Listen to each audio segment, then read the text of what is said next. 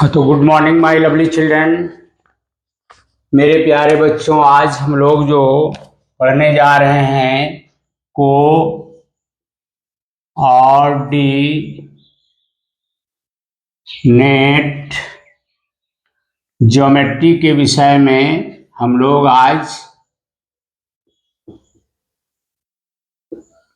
जो आज पढ़ेंगे कोऑर्डिनेट ज्योमेट्री का इंट्रोडक्शन क्लास। तो मेरे प्यारे बंधु, हम लोग जैसा जानते हैं यहाँ कोऑर्डिनेट ज्योमेट्री शब्द जुटा हुआ है। ज्योमेट्री के विषय में हम लोग पहले ये जानते हैं कि ज्यामिति विज्ञान, इस ज्यामिति जो है वह गणित की वह शाखा है जिसमें बिंदु और रेखाओं के विषय में साथ साथ उसका एरिया, घनत्व, परिमिति, इस सब के विषय में जो चर्चा होता है उसको खास करके हम ज्योमेट्री कहते हैं। लेकिन यहाँ कोऑर्डिनेट ज्योमेट्री है जी। यहाँ हम जो ज्यामिति अब तक पढ़ चुके हैं उसमें बिंदु तथा रेखा का वर्णन उनके नाम से किया जाता है, उसको हम लोग ज्योमेट्री के अंतर्गत लेते हैं। जैसे P बिंदु को हम लोग P से सूचित करते हैं, AB अगर एक रेखा है तो उसका नाम से सूचित करते हैं। तो इसको हम लोग किसके अंतर्गत पढ़ेंगे? तो ज्योमेट्री के अंतर्गत पढ़ते हैं। परंतु ज्योमेट्री में बिंदु और रेखा का विशेष रूप से पोजीशन की स्थिति के विषय में हम लोग को जानकारी नहीं होता है। तो कोऑर्डिनेट ज्योमेट्री के अंतर्गत हम लोग ज्यामिति क्या पढ़ेंगे भाई? तो कोऑर्डिनेट ज्योमेट्री गणित की वह शाखा है जिसके अंतर्गत बिंदु तथा रेखा के वर्णन के साथ साथ इसकी स्थिति के महत्व के विषय में पढ़ते हैं। तो इस विषय को हम लोग कहते हैं कोऑर्डिनेट ज्योमेट्री। अर्थात कोऑर्डिनेट ज्योमेट्री गणित की वह शाखा है जिसमें बिंदु और रेखा के नाम के अलावे उसकी स्थिति की जानकारी जो दिलाता है उसको हम लोग कोऑर्डिनेट ज्योमेट्री कहते हैं।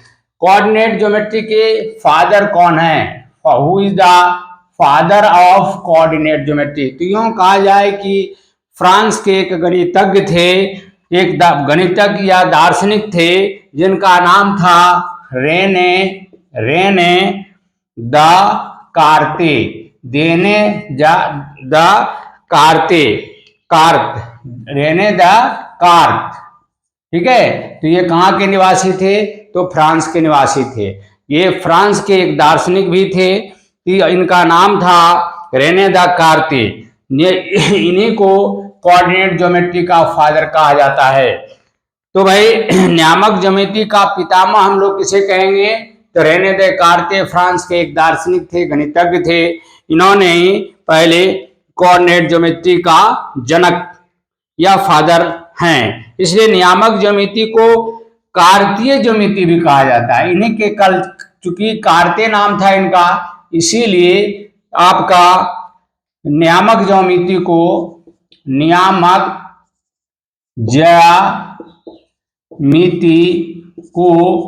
हम लोग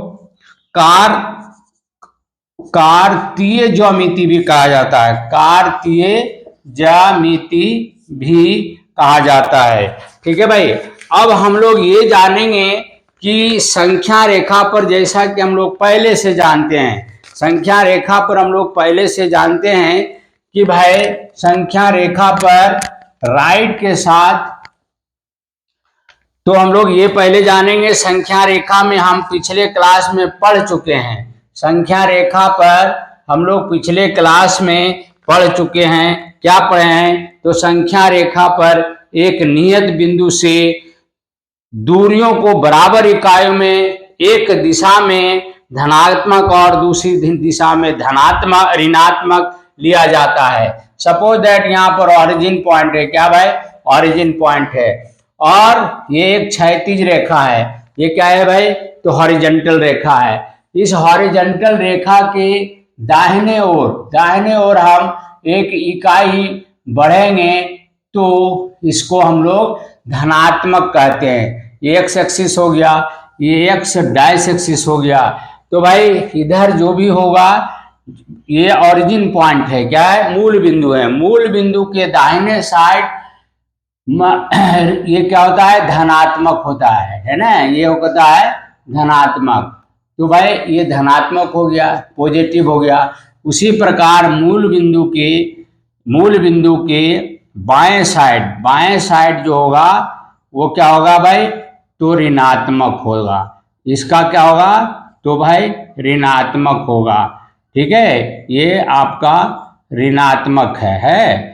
तो भाई इसको हम लोग संख्या रेखा पर यों हम लोग दिखाते हैं। और जहां पर मूल बिंदु क्या है, तो वो मूल बिंदु है, ऑरिजिन पॉइंट कहलाता है।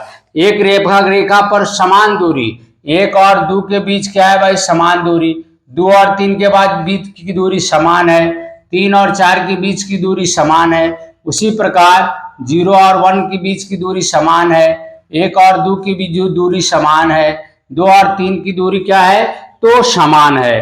तो ये समान दूरी जो है हम लोग जो है उसको एक इकाई कहते हैं। इसकी दूरी को हम एक इकाई कहते हैं और इकाई के नाम से इसको निरूपित करते हैं। जैसे यहाँ की दूरी एक हो गया, दो हो गया, तीन हो गया, चार हो गया, पांच हो गया। ठीक है, तो भाई इसको हम लोग क्षैतिज रेखा के राइट साइड और क्षैतिज रेखा के लेफ्ट साइड को हम लोग क्या कहेंगे, तो इसके विषय में हम लोग जानकारी ले लिया। अब भाई रेने द कार्तिय ने परस्पर क्या किया है, एक लंबवत दो रेखाओं के सापेक्ष तल बिंदुओं के स्थान निर्धारित करने का विचार प्रस्तुत किया। परस्पर लंब रेखा किसी भी दिशा में हो सकता है, वो ऐसे भी हो सकता है और ऐसे भी हो सकता है। तो भाई ये क्षैतिज रेखा हो गया और लंबवत रेखा को हम लोग क्या कहेंगे, तो वर्टिकल लाइन कहेंगे, अर्थात लंबवत रेखा कहेंगे।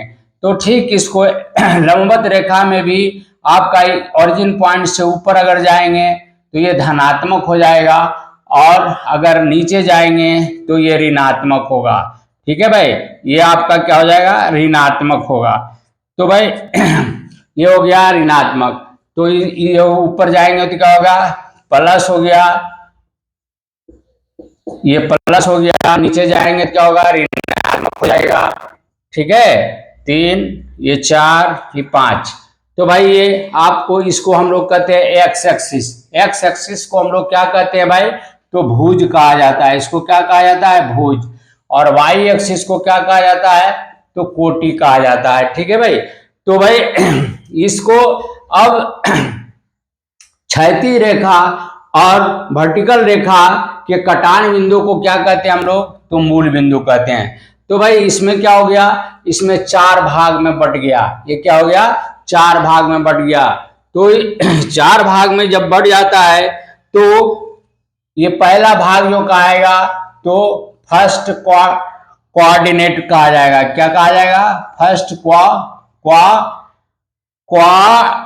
क्वाड्रेंट कहा जाएगा। ये कहा जाएगा फर्स्ट क्वाड्रेंट, ये कहा जाएगा सेकेंड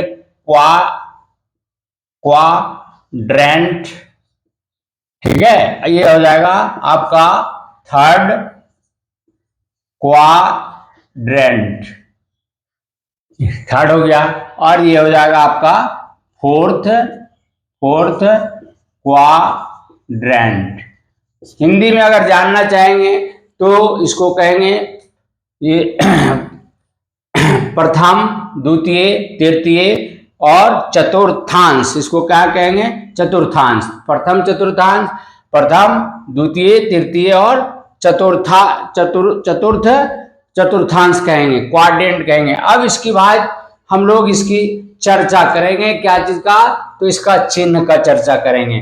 तो प्रथम क्वाड्रेंट का साइन क्या होगा भाई, तो देखिए प्रथम क्वाड्रेंट किस स्थिति में है, प्रथम क्वाड्रेंट कहाँ कहाँ है। तो सपोज दैट प्रथम क्वाड्रेंट में अगर कोई पी बिंदु है तो इसकी स्थिति के विषय में हम लोग जानेंगे। तो इसका पहले चिन्ह के विषय में जानेंगे। तो एक्स एक्सिस के तरफ क्या है, धनात्मक है, वाई एक्सिस भी क्या है, धनात्मक है। तो इसका प्रथम क्वाड्रेंट का जो साइन होगा वो हो जाएगा प्लस प्लस। अब साइन लिखने के विषय पर विचार अगर करते हैं तो पहले भुज का साइन लिखा जाता है, तब कोटि का साइन लिखा जाता है। ठीक है, अर्थात एक्स एक्सिस का पहले साइन लिखेंगे तब वाई एक्सिस का लिखेंगे। तो एक्स एक्सिस का साइन क्या है भाई, तो प्लस है। वाई एक्सिस का साइन क्या है भाई, तो माइनस, सॉरी प्लस है। तो अगर P कोई बिंदु अगर यहाँ पर है, P कोई अगर बिंदु अगर है यहाँ पर, तो यहाँ से एक रेखा मिलाएंगे और फिर जो है इसको हम मिलाएंगे। तो दो को लंबवत सीधा मिलाएंगे और फिर 3 को मिलाएंगे और 2 को मिलाएंगे। तो इसका P बिंदु कहाँ पर स्थित है भाई, तो आपका 2 और 3, अर्थात भुज से 2 सेंटीमीटर और कोटि से आपका 3 सेंटीमीटर पर स्थित है। उसी प्रकार हम इसका द्वितीय चतुर्थांश का हम लोग अगर साइन अगर देखते हैं तो हम लोग पहले एक्स एक्सिस की चर्चा करेंगे। तो एक्स एक्सिस क्या है भाई, तो माइनस है, ठीक है, और वाई एक्सिस आपका क्या है, प्लस है। तो इसका साइन क्या हो जाएगा, द्वितीय चतुर्थांश का क्या हो जाएगा, सेकेंड क्वाड्रेंट का साइन क्या हो जाएगा, तो माइनस और प्लस हो जाएगा। उसी प्रकार थर्ड क्वाड्रेंट का क्या हो जाएगा, तो देखिए एक्स एक्सिस क्या है, माइनस है, और वाई एक्सिस क्या है, वाई एक्सिस भी माइनस है। तो भाई इसका थर्ड क्वाड्रेंट का जो साइन होगा वह होगा माइनस माइनस। उसी प्रकार फोर्थ क्वाड्रेंट का साइन क्या हो जाएगा भाई, तो पहले एक्स एक्सिस को भुज को लिखेंगे तो प्लस है, और फिर क्या है, कोटि आपका क्या है, माइनस है। तो भाई इसका साइन क्या हो जाएगा, प्लस और माइनस। तो मेरे प्यारे बंधु, आज का जो इंट्रोडक्शन क्लास था वह था आपका कोऑर्डिनेट के विषय में इंट्रोडक्शन क्लास। तो इसके विषय में हम लोग जानकारी लिया कि भुज क्या होता है, कोटि क्या होता है, और आपका ये कितने भाग में बटा है, इसकी स्थिति के विषय में हम लोग जानकारी प्राप्त किया है। तो मेरे प्यारे बंधु, अगर हमारा वीडियो आपको अच्छा लगता है तो कृपया कर मेरा चैनल राय एजुकेशन को सब्सक्राइब करेंगे, लाइक करेंगे, कमेंट लिखेंगे एवं ज़्यादा से ज़्यादा शेयर करेंगे। इसी शब्दों के साथ फिर अगला क्लास कोऑर्डिनेट ज्योमेट्री का ही होगा जो आगे हम लोग पढ़ेंगे। तब तक के लिए आपसे इजाज़त चाहता हूँ। जय हिंद, जय भारत।